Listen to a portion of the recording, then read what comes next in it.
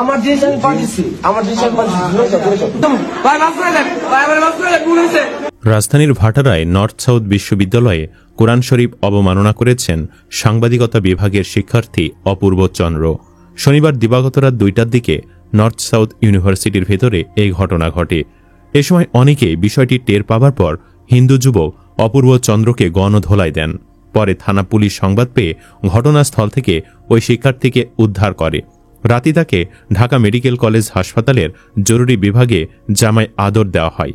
পরে রাতেই পুলিশ বাদী হয়ে ওই শিক্ষার্থীর বিরুদ্ধে মামলা করেছে। সকালে তাকে আদালতে পাঠানো হয়েছে। এদিকে জানা গেছে, এই ঘটনাকে ধামা চাপা দিতে উঠে পড়ে লেগেছে একটি চক্র। সম্পূর্ণ সুস্থ এবং বিবেকবান হিন্দু যুবককে এখন মানসিক অসুস্থ বলে ঘটনাটিকে ভিন্ন দিকে প্রবাহিত করার চেষ্টা করা হচ্ছে। সাদিকুর রহমান নামে একজন ফেসবুকে লিখেছেন, কোরআন ছেঁড়া, কোরআন পোড়ানো কোনো পাগলের কাজ না, কোনো মূর্তি ভাঙ্গাও পাগলের কাজ না।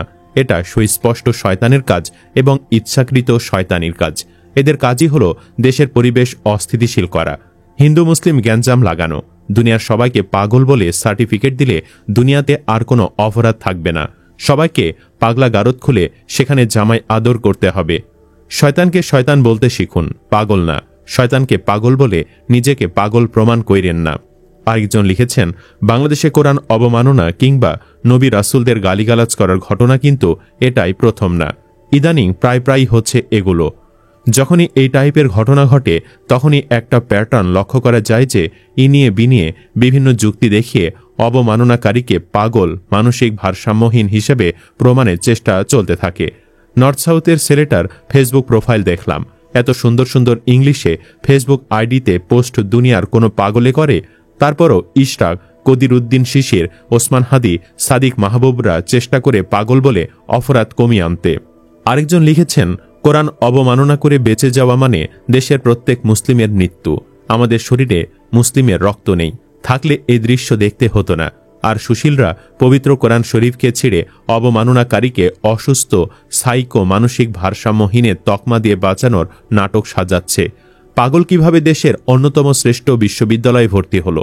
পাগল কেন শুধু কোরআনই চিনল, গীতা বাইবেল চিনল না কেন?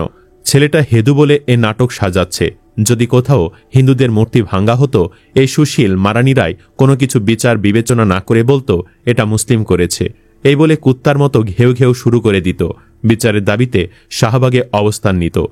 তবে সবচেয়ে অবাক করার বিষয় হচ্ছে, এই ছাত্রের বিরুদ্ধে বিশ্ববিদ্যালয় কর্তৃপক্ষ এখনও কোনো ব্যবস্থা নেয়নি। এজন্য আঙুল উঠছে এই ঘটনায় নর্থ সাউথ বিশ্ববিদ্যালয়ের কোনো যোগসূত্র আছে কিনা।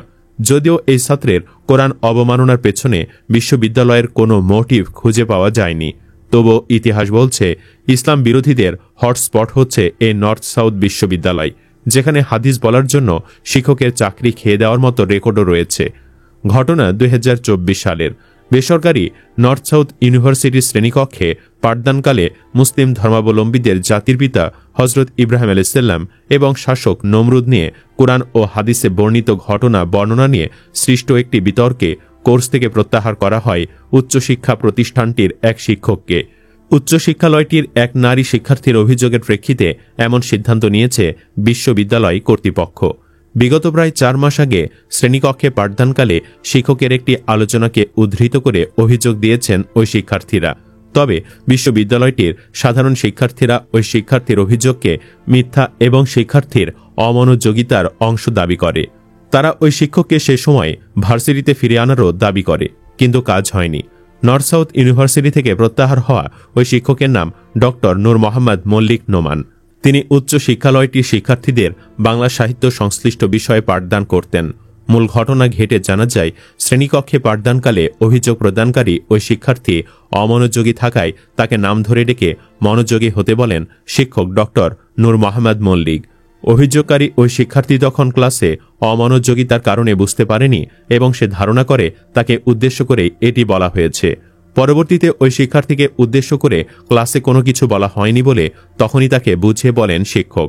এরপর ওই শিক্ষার্থী নিয়মিত ক্লাস পরীক্ষায় অংশগ্রহণ শেষে ভালো গ্রেড নিয়ে সম্পূর্ণ করে উচ্চ কোর্স এবং এ ঘটনার 4.5 মাস পর ওই শিক্ষার্থীর বিশ্ববিদ্যালয় কর্তৃপক্ষ বরাবর লিখিত অভিযোগের প্রেক্ষিতে ডক্টর নূর মোহাম্মদ মল্লিককে সরিয়ে দেয় বিশ্ববিদ্যালয় প্রশাসন। অন্যদিকে এ ঘটনায় ডক্টর নূর মোহাম্মদ মল্লিকের ক্লাসের উপস্থিতি থাকা অন্য শিক্ষার্থীরা অভিযোগকারী শিক্ষার্থীর অভিযোগ প্রত্যাখ্যান করে ভুক্তভোগী শিক্ষককে ক্লাসে ফেরানোর দাবিতে উপাচার্য বরাবর স্মারকলিপি দেয়, কিন্তু সেই শিক্ষককে আর ফিরিয়ে আনা হয়নি।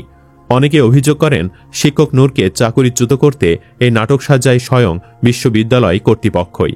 অনেকে বলছেন নর্থ সাউথ পতিতা আর বকে যাওয়া শিক্ষার্থীদের আড্ডাখানায় পরিণত হয়েছে। ক্যাম্পাসের চারিদিকে তাকালেই শিক্ষার্থীদের অশ্লীল পোশাক আর ফ্রি মিক্সিংয়ের দৃশ্য চোখে পড়ে। আর অভিযোগ রয়েছে বিশ্ববিদ্যালয়টি নাকি দীর্ঘদিন পশ্চিমা এজেন্ডা আর নাস্তিক্যবাদ বাস্তবায়ন করে যাচ্ছে। তাই এবারের কোরআন অবমাননার সাথে বিশ্ববিদ্যালয়ের কোনো মোটিভ আছে কিনা সেটিও খতিয়ে দেখার আবেদন অনেকের। যাই হোক, শিক্ষক বরখাস্তের ঘটনার দিন শ্রেণীকক্ষে উপস্থিত থাকা এক শিক্ষার্থীর সাথে কথা হয় আমাদের। তিনি নাম অপ্রকাশিত রাখার অনুরোধ জানিয়ে বলেছেন, স্যার অনেক বয়স্ক মানুষ, সেদিন মুসলিম জাতির পিতা হজরত ইব্রাহিম আলাইহিসসালাম একটা ঘটনা বলেছিলেন। কুরআন হাদিসে বর্ণিত ঘটনাটি উদ্ধৃত করে সেদিনের ঘটনা বর্ণনায় এই শিক্ষার্থী বলেন, স্যার বলছিলেন হজরত ইব্রাহিম আলাইহিসসালামকে আগুনে পুড়িয়ে মারার জন্য নমরুদ একটি 18 মাইলের বিশাল অগ্নিকুণ্ড নির্মাণ করে। সেটি এত বড় ও ভয়াবহ উত্তপ্ত ছিল যে কোনো মানুষের পক্ষে সেটার কাছাকাছি যাওয়া অসম্ভব। তাই হজরত ইব্রাহিম আলাইহিসসালামকে সেখানে নিয়ে নিক্ষেপ করা সম্ভব হল না। অবশেষে একটি চরকা বানানো হলো, যার মাধ্যমে উনাকে ছুঁড়ে আগুনে নিক্ষেপ করা যায়। কিন্তু মহান আল্লাহ তাআলার নির্দেশে রহমতের ফেরেশতারা চরকার একপাশে ভর করে থাকায় চরকা ঘোরানো যাচ্ছিল না। তখন শয়তান নমরুদকে কুবুদ্ধি দিল কিছু পতিতা মেয়ে এনে চরকার সামনে বসিয়ে দিতে, কারণ এ অবস্থায় ফেরেশতারা থাকতে পারবে না। এক পর্যায়ে তাই করা হলো এবং ফেরেশতারা চলে গেল। হজরত ইব্রাহিম আলাইহিসসালামকে আগুনে নিক্ষেপ করতে তারা সক্ষম হলেন। এ ঘটনা বলার মধ্যখানে মেয়েটি অমনোযোগী থাকায় স্যার মা একটু ক্লাসে একটু মনোযোগ দাও বলে তাকে ডাক দেন। সে সময় মেয়েটি ভাবে হাদিসের শেষ অংশের বর্ণনা তার পরিহিত পশ্চিমা ধাঁচের অর্ধনগ্ন পোশাককে ইঙ্গিত করে বলা হয়েছে। মেয়েটি তখন মন খারাপ করায় স্যার তখনই বলেন তাকে উদ্দেশ্য করে তিনি কিছু বলেননি।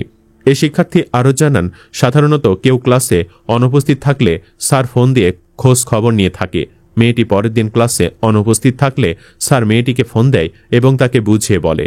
পরে মেয়েটি ক্লাসে অংশগ্রহণ করে, পুরো সেমিস্টার ক্লাস করে।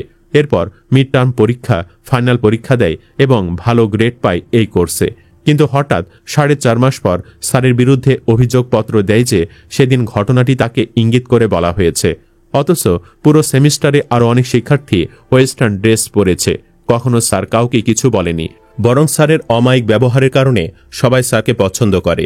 বিশ্ববিদ্যালয় কর্তৃপক্ষ শুধু একজন ছাত্রীর বক্তব্য নিয়ে স্যারকে প্রত্যাহার করল। অথচ সেদিন আমরা সহ আরও অনেক শিক্ষার্থী ছিলাম, তাদের কাউকে জিজ্ঞাসা পর্যন্ত করেনি। আমরা এটা মানি না। স্যারের বিরুদ্ধে মিথ্যা অভিযোগ দেওয়া হয়েছে, আমরা এর প্রতিবাদ জানাই। চিন্তা করুন, নর্থ সাউথ বিশ্ববিদ্যালয় শুরু থেকে এরকম। ইসলাম ধর্মকে তারা কখনোই লালন করে না।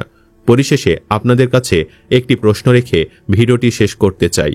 আপনি কি চান ওই হিন্দু যুবকের যেন ফাঁসি হোক? কমেন্ট বক্সে ইয়েস বা নো লিখে জানিয়ে দিন আপনার মতামত। ভিডিও ভালো লাগলে লাইক দিন এবং শেয়ার করুন, আর অবশ্যই চ্যানেলটি সাবস্ক্রাইব করুন। ধন্যবাদ।